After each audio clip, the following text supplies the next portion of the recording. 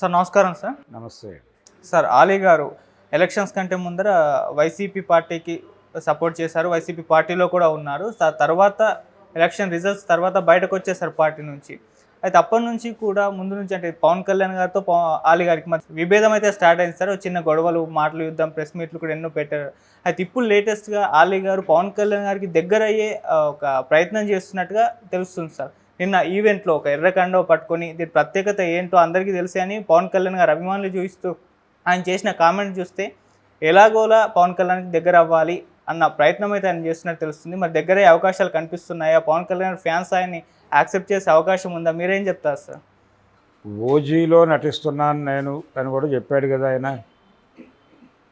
ఓజీలో నటిస్తున్నాను, అదే నిర్మాతలు తీసినటువంటి సినిమాకి ప్రమోషనల్ ఈవెంట్కి తాను వచ్చాడు. అవును, ఏది సరిపోదా శనివారం అనే సినిమా వచ్చి ఆయన నానిని ఆశీర్వదిస్తూ సినిమా హిట్ అవుతుందని చెబుతూ దాని కంటిన్యూషన్లో ఆయన ఆ సినిమా ప్రస్తావన కూడా చేశాడు. ఓజీ ప్రస్తావన కూడా చేసి కొంచెం అభిమానులను అలరించే ప్రయత్నంలో ఆయన ఈ ఎర్ర కండువా ప్రదర్శనలో అవి చేశాడు. అవును.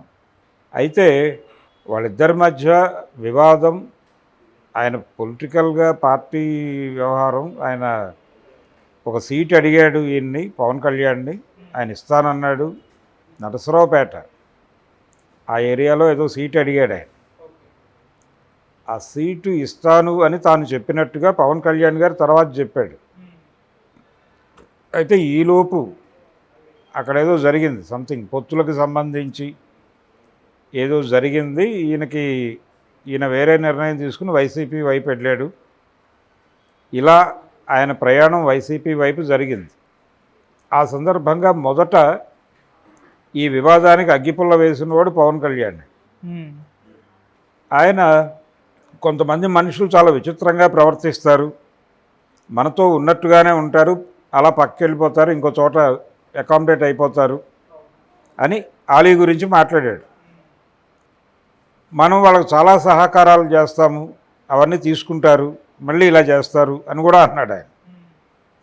దానికి ఈయన ఒక వీడియో చేసి, నా జీవితం మీరు వచ్చే నాటికే నేను సినిమాల్లో నాకంటూ ఒక చోటు సంపాదించుకుని ఉన్నాను, కాబట్టి మీరు నాకు సహకరించింది ఎక్కడ, నా ఎదుగుదలకు దోహదపడింది ఎక్కడ, నేను వచ్చింది ఎప్పుడు, మీరు వచ్చింది ఎప్పుడు అని ఒక కంపారిటివ్ స్టడీ చేసి దాని ఆధారంగా ఆయన ఒక వీడియో చేసి, నేను నా కష్టంతో నేను ఎదిగాను, నా తిప్పలేవో నేను పడ్డాను, మీరు చెప్పిన పొలిటికల్ వ్యవహారం కూడా నాకు అక్కడ సఫకేషన్గా అనిపించి దారి మార్చాను, అక్కడ నాకు గాలి ఆడలేదు, ఆడకపోవడానికి కారణాలు ఏమిటో మీకు తెలుసు, అది మీరు బయటకు మాట్లాడలేకపోవచ్చు, అది మీ సమస్య, దాన్ని ఎందుకు మీరు ఇష్యూ చేస్తున్నారు, నా గురించి మాట్లాడాల్సిన అవసరం ఏమిటి అని మాట్లాడాడు. ఆ ఆర్గ్యుమెంట్లో తప్పేం లేదు. అలీ కాదు వాంటెడ్గా ఈ వివాదాన్ని రెచ్చగొట్టినవాడు పవన్ కళ్యాణ్, ఎజెండాలోకి తీసుకొచ్చినవాడు పవన్ కళ్యాణ్. ఇప్పుడు పవన్ కళ్యాణ్ అభిమానులు ఆలీని యాక్సెప్ట్ చేస్తారా లేదా అంటే చేయట్లేదు అనేది ఫ్యాక్ట్. అవును. ఆయన వైఎస్ఆర్సీపీలో చేరటం మాత్రమే కాదు, ఆ సందర్భంగా కొన్ని మాటలు మాట్లాడాల్సి వచ్చింది, మాట్లాడాడు. అవతల పార్టీ అంటే ఒక పార్టీలో ఉన్నవాడికి అవతల పార్టీ వాడు ప్రతిపక్షమే కాబట్టి యుద్ధమే ఉంటుంది. అక్కడ యుద్ధం చేయకపోతే ఏం జరుగుతుందో అందరికీ తెలుసు. చిరంజీవి గారు ప్రజారాజ్యం పార్టీ పెట్టినప్పుడు ఆయన సీరియస్ క్రిటిసిజం పెట్టలేదు ఎవరి మీద, చంద్రబాబు మీద పెట్టలేదు, వైఎస్ రాజశేఖర రెడ్డి మీద పెట్టలేదు. ఇద్దరు వాళ్ళ పద్ధతుల్లో వాళ్ళు బాగానే చేశారు అంటూ ఇంకొంచెం బెటర్మెంట్ కోసం నేను వచ్చాను అన్నాడు ఆయన. అది నడవలేదు. అంటే అందరి వాడిగా తనని తాను ప్రొజెక్ట్ చేసుకోవడం అనేది వదిలేసి యుద్ధం చేయాలి. ఆ యుద్ధం చేయకపోవడం అనేది కొంత ఇబ్బంది పెట్టింది ఆయన. తర్వాత నెమ్మదిగా ఆయన ట్రాక్ ఎక్కాడు, కానీ అప్పటికే జరగాల్సిన విధ్వంసం జరిగిపోయింది. పవన్ కళ్యాణ్ కొంత గ్యాప్ను ఫిల్ చేశాడు ఆ రోజున, పంచెలు ఊడదీసి పరిగెట్టిస్తానని. అది చాలా పవర్ ఇచ్చింది ఆ పార్టీకి. ఇలా ఎన్టీఆర్లో ఉన్నటువంటి ఎన్టీఆర్ అచీవ్మెంట్ వెనకాల ఆయన అగ్రెసివ్గా శత్రువుని ఐడెంటిఫై చేసి అగ్రెసివ్గా అటాక్ చేశాడు. అది జనాలకు నమ్మకం కలిగించింది. అది ఎవరైనా చేయాల్సిన పనే. అలా పవన్ కళ్యాణ్ జనసేన నాయకుడు, ఆలీ వైఎస్ఆర్సీపీలో ఒక ప్రామినెంట్ మెంబరు, అనివార్యంగా విమర్శలు చేయాల్సి ఉంటుంది ఈయన తీసుకునే నిర్ణయాల మీద. అదే చేశాడు ఆయన, అదే చేశాడు. ఇది పర్సనల్ కాదు, పొలిటికల్ అని ప్రతి సందర్భంలోనూ అక్నాలెడ్జ్ చేసే ప్రయత్నమే చేశాడు. ఇప్పుడు ఆయనకి ఆ పార్టీ నుంచి దక్కింది కూడా ఏమీ లేదు, వైఎస్ఆర్సీపీ నుంచి కూడా. సో ఫైనల్గా ఆయన ఈ రాజకీయాలు వద్దు అని బయటకు వచ్చేస్తున్నాను అని చెప్పి తనే ఒక మళ్ళీ వీడియో చేసుకున్నాడు.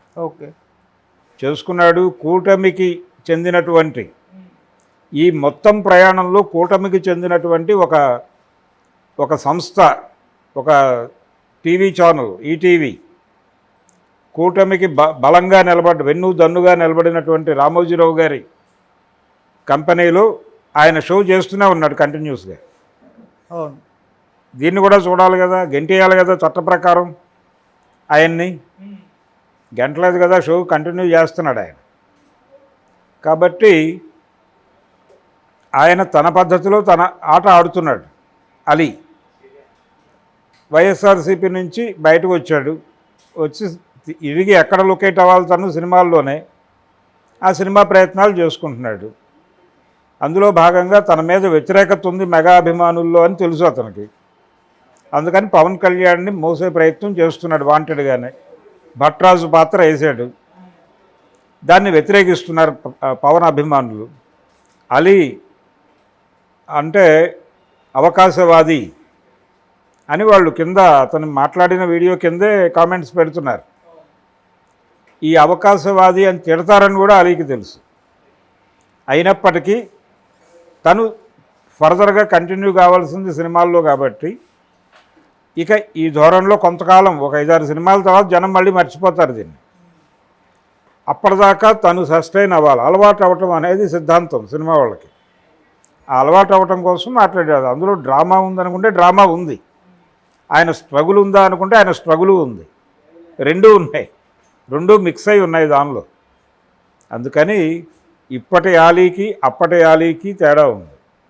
రాజకీయ నాయకుల్లో చాలామంది, చంద్రబాబు నాయుడు గారు అనే పెద్ద మనిషి కాంగ్రెస్ పార్టీ అనే దానిలో ఉన్నప్పుడు ఆయన ఒక అద్భుతమైన ప్రకటన చేశాడు. ఆ రోజుల్లో పార్టీ అధిష్టానం ఆదేశిస్తే మా మామగారి మీద పోటీ చేయడానికి నేను సిద్ధం అన్నాడు కదా.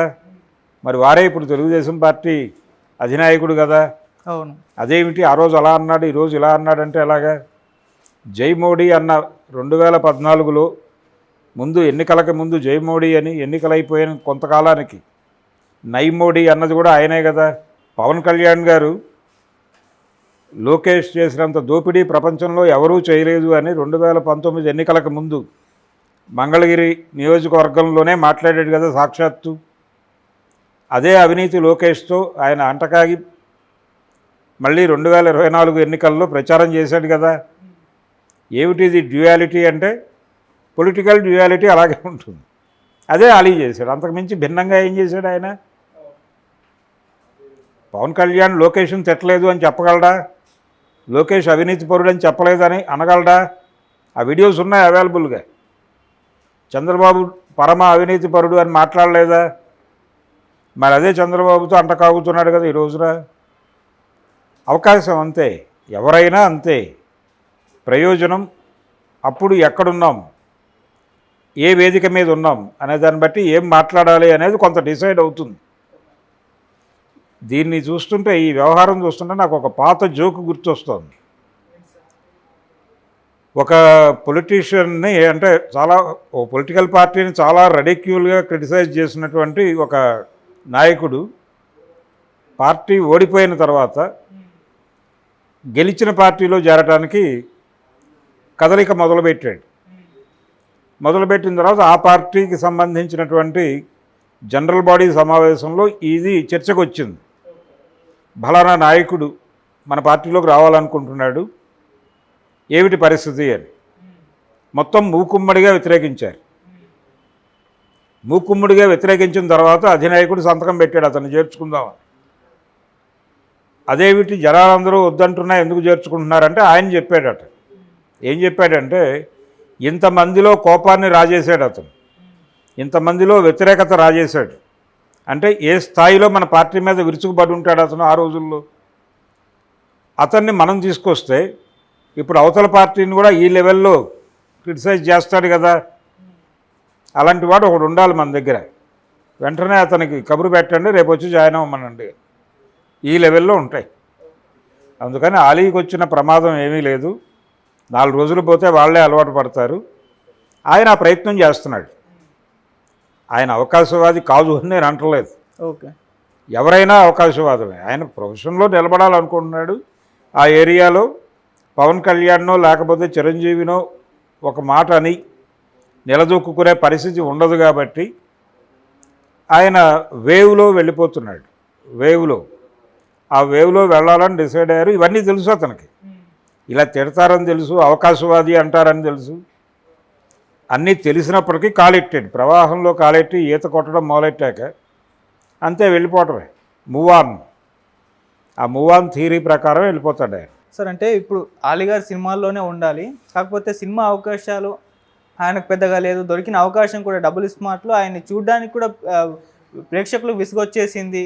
ఇప్పుడు ఈ అవకాశాల కోసమే పవన్ కళ్యాణ్ గారిని కాస్త మెప్పించే ప్రయత్నం చేస్తే మెగా ఫ్యాన్స్కి, మెగా ఫ్యామిలీకి దగ్గరగా ఉంటే అసలు సస్టైన్ అవ్వచ్చని. అదే ప్రయత్నం, అదే చెప్పింది నేను ఎంతసేపు. పొలిటికల్గా రావటాలు ఏమి ఉండవండి ఇక్కడ. రాజకీయాలు లేవు. ఆయన రాజకీయాల్లో నుంచి బయటకు వచ్చేసానని ప్రకటించాడు.